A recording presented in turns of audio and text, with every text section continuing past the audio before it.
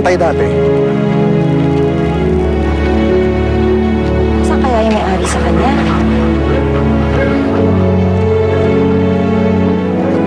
Sandali ah. Boss, pwede mo magtanong? Ayan.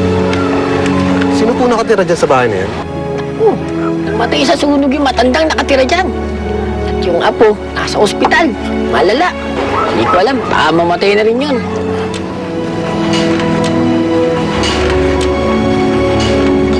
Kung sakaling bumalik yung maaari niyan, pwede sana paibigay na lang to. Nasa amin yung aso niya eh. Salamat ah. Kawawa naman si Bantay. Wala na siyang pamilya.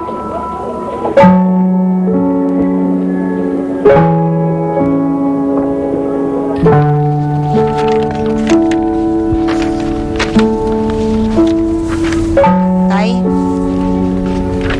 Di ba ito yung bahay nila? Tara! Ano na kayo?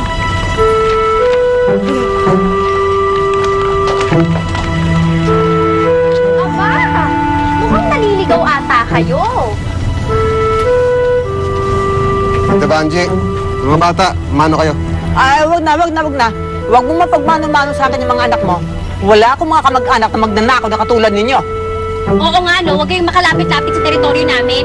Sa bahay nyo nga, hindi kami makasampa, no? Sobra naman ito mga to. Tara nanay, muna patulan yan. Sige! Umuwi na kayo sa bahay na yun at magpakasaya na kayo. Dahil konting panahon na lang, makukuha na namin yung bahay na yun dahil kami talaga ang tunay na may-ari nun. Di ba, Nay? Kaya mo lang sila.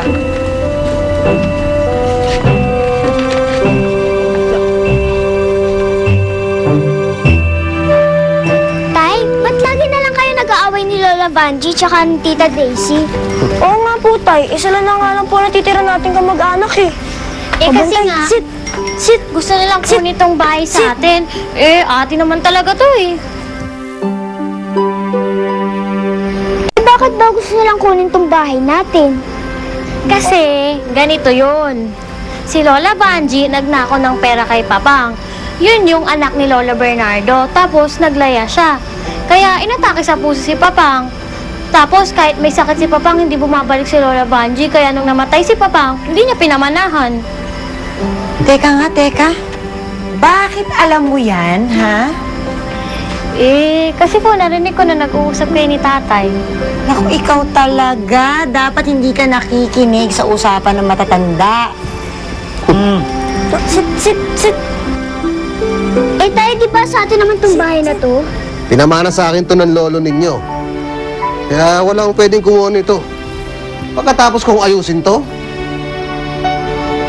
hanggat nabubuhay ako, walang pwedeng gumalaw sa inyo. Ha? Nay, Ay, sandali! Sali ako dyan! huli ka na. O, ikaw, Bantay, halika na rin dito. Sali ka din? Bantay! Diba? Ay, oo nga pala, Tay. Paano si Bantay? Di natin nahanap yung may-ari. Sa atin na lang ba siya? Ganito, hanggat hindi natin nakikita yung may-ari nito si Bantay, eh dito muna siya. Ayos ba yun? Opo, ayos yun. Yay, narinig ko yun, Bantay. Dito ka muna sa amin. Wait, tama. Lasa ka na rin ah.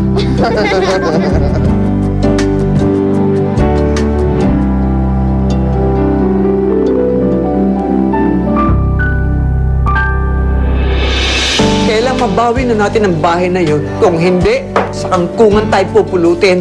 Sisisi ka ba? Marami na ako sinakripisyo para sa relasyon natin. Nag-away po ba kayo kaya siya umalis? Alam nyo, yung si Bernard, yan ang pinakamalaking sagabal sa plano natin. Kaya kailangan makagawa tayo ng paraan para mawala sila sa landas natin. Kay Marcela to ah. Baka po may nangyaring masama sa kanya kaya hindi na po niya tayo nabalikan. Sigurado ka ba nandito si Marcela? Bahay niyo Tita Banji to ah.